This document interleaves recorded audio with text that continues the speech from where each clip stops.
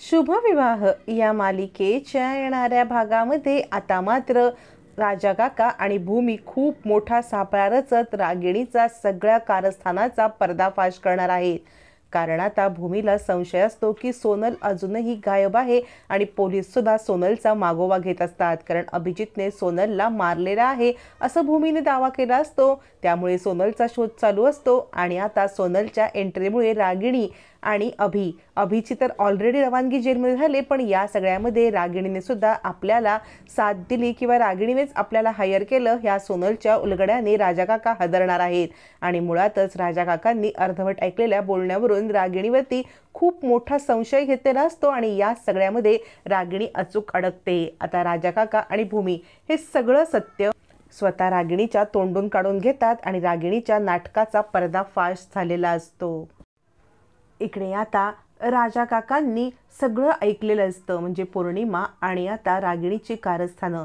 पण त्यांनी ऐकलेल्या अर्धवट कारस्थानामुळे त्यांना आता रागिणीवरती थोडासा डाऊट आलेला असतो की इतकं सगळं होऊन सुद्धा रागिणी ही का बरं अभिला पाठीशी घालण्यासाठी एवढं सगळं करते.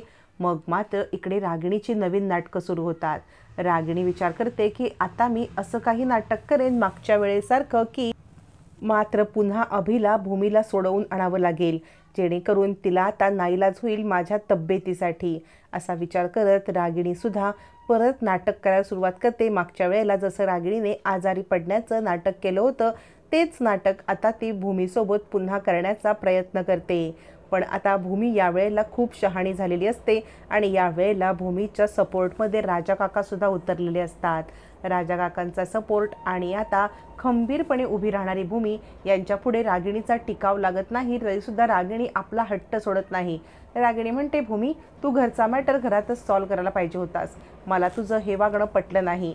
माझ्या मुलाला मारत मारत इथपर्यंत आणलंस आणि त्याची जी अवस्था केलीस ती मला पटली नाही. तो चुकीचं वागला 100%. मी म्हणतच नाही की तो चुकीचं नाही वागला, पण तू सुद्धा चुकलीस भूमी. आजी म्हणते, नाही रागिणी, यावेळेला भूमी चुकली नाही. मी सुद्धा भूमीच्या जागी असते ना तर कदाचित मी सुद्धा हेच केलं असतं. रागिणी, तुझ्या ह्या वागण्याला काही अर्थ नाही, तुझ्या या अक्कान तांडवला काही अर्थ नाही. हे बघ, किती काही झालं तरी अभिला या वेळेला जामीन मिळणार नाही. अभि जेलमध्येच राहणार, त्याला कुणी सोडवणार नाही. रागिणी चिडते आणि म्हणते, आई तू सुद्धा जसा आकाशचा नातू आहे तसा अभि नाही का. पौर्णिमा सांगत असते, आजी तुम्ही प्लीज प्लीज भूमिताईला सांगा ना केस मागे घेऊन अभिजितला बोलवायला. यावरती आता मात्र आजी चिडते आणि म्हणते, यावेळेला कुणाचं काही ऐकलं जाणार नाही. मी भूमीची साथ खंबीरपणे देणार आहे. भूमीच्या पाठीशी खंबीर उभी आहे मी. असं म्हणत आजी भूमीची साथ देते. रागिणी चिडते आणि म्हणते, भूमी मी तुला सोडणार नाही. रागिणीचा खरा चेहरा समोर यायला लागतो. रागिणी आता आपला मुलगा जेलमध्ये असल्यामुळे कावरीबावरी झालेली असते आणि आत्तापर्यंत धारण केलेला मुखवटा गळून पडतो. मुखवटा गळून पडल्यावरती रागिणीचा खरा चेहरा समोर येतो आणि ती सांगते, भूमी मी तुला सोडणार नाही, भूमी मी तुला सोडणार नाही. असं म्हणत रागिणी आता आजारी पडण्याची ॲक्टिंग करते. रागिणीचा तोल जातो, तिला आता अस्वस्थ होतं आणि भूमीला असं वाटावं की माझ्यामुळे रागिणी आत्याची ही अवस्था झाली, म्हणून रागिणीने केलेली ही कारस्थानं असतात.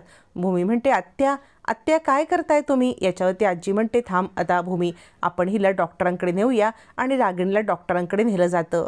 रागिणी बरी असते, पण इकडे आजीने सगळ्यांना इशारा देऊन दिलेला असतो की यावेळेला रागिणीच्या तब्येतीसाठी अभिची जामीन कोणी देणार नाही. मग मात्र रागिणीचा हा डाव फसलेला असतो. इकडे तोपर्यंत पौर्णिमा सांगत असते, आई मला असं वाटते तुमच्या आजारपणाचं कुणालाच काही पडलेलं नाही आहे.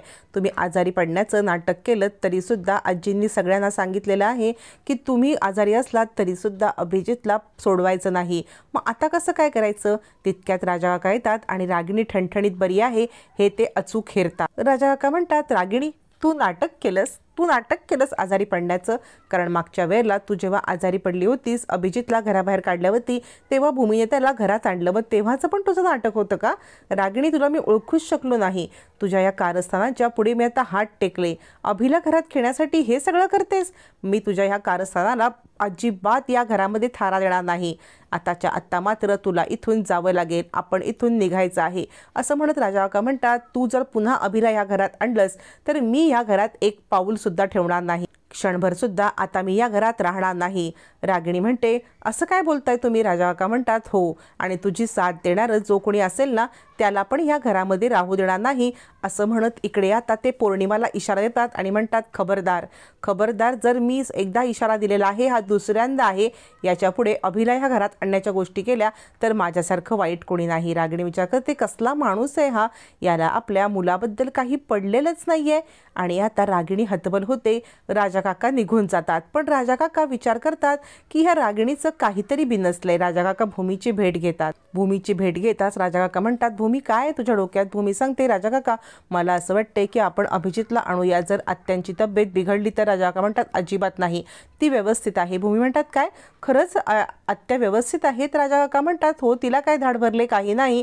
तितक्यात तिथे मानसी येते आणि म्हणते, हो ताई, खरंच मी आत्ता रूममध्ये बघून आले तर ना आई पौर्णिमासोबत बोलत होत्या. याच्यावरती भूमी म्हणते, ठीक आहे, पण आता आपल्याला सगळ्यात महत्त्वाची गोष्ट करायला पाहिजे. अभिजितला आपण जेलमध्ये तर पाठवले, पण त्यांनी खरंच खून केलाय नाही केलाय हे पोलिसांसोबत बोलून डिस्कस करायला पाहिजे. सोनलचा तपास लागल्याशिवाय आपल्याला कळणार नाही की अभिजितने खून केलाय किंवा नाही. राजा काका म्हणतात, तुझं म्हणणं बरोबर आहे भूमी, म्हणजे त्याने सगळा प्रयत्न केला म्हणून त्याला जेल झाले हे खरं आहे, पण त्याने खरंच खून केला असेल तर त्याला खूप मोठी शिक्षा होईल. निदान त्याने खून तरी केला नसावा असं मला वाटते, कारण आपल्याला सोनलची बॉडी वगैरे कुठेच काही सापडलं नाही. तो म्हणतोय त्याप्रमाणे सोनल पळून गेली असेल तर बरं आहे. भूमी म्हणते, काका पण अभिजितला या सगळ्यामध्ये अडकू नको देण्यासाठी सोनलचा शोध घेणं आवश्यक आहे ना, कारण त्या व्हिडिओनुसार त्यांनी खून केलाय असंच दिसतंय. राजा काका म्हणतात, भूमी तू खरंच ग्रेट आहेस ग, म्हणजे इतकं सगळं होऊन तरी सुद्धा अभिजितला मोठी शिक्षा होऊ नये म्हणून विचार करतेस. आता मात्र राजा काका पोलिसांची भेट घेत त्यांना सोनल कुठे आहे असं विचारलं असता पोलीस सांगतात की आम्हाला सोनलचा पत्ता सापडलेला आहे, म्हणजे ज्या ठिकाणी हा व्हिडिओ शूट झाला ना तिकडून ती पसार होताना काही लोकांनी पाहिलंय, म्हणजे सोनल जिवंत आहे नक्की आणि आम्ही तिचा शोध घेतोय. शोध लागताच तुम्हाला कळवण्यात येईल. आणि आता मात्र सोनलचा शोध लागलेला असतो. पोलिसांना समजलेलं असतं की सोनल एका ठिकाणी लपून बसले. मग मात्र राजा काका भूमी पोलिसांच्या सोबत जाऊन सोनलचा शोध घेऊन सोनलला आता रंगेहात पकडतात. सोनलला रंगेहात पकडल्यावरती बोल, आकाशला इतके आरोप केल्यावरती तुला आता काय शिक्षा? तुला आता 5-6 वर्ष कोठडी तर होतेच. यावरती सोनल सांगते, मी माफीची साक्षीदार व्हायला तयार आहे. मी माझ्या या कटामध्ये रागिणी आत्या आणि अभिजित पण सामील होते. भूमी म्हणते, खोटं बोलू नकोस, रागिणी आत्या असं काही करणार नाहीत. सोनल सांगते, मी पुरावे देईन. मला रागिणी आत्यांचे सुद्धा बऱ्याच वेळा फोन आले होते. आता रागिणीचा हा डाव बघून राजा काका हदरतात. रागिणीने आत्तापर्यंत कारस्थानं इतकी केली याचा मागमूस नसलेले राजा काका हदरतात आणि आता घर सोडून जाण्याचा कायमचा निर्णय घेतात. राजा काकांनी घर सोडल्यावरती मात्र रागिणीची अवस्था ना घर का ना घाट का, पोरगा गेला जेलमध्ये आणि आता आपण पण जेलमध्ये अशी होणार असते.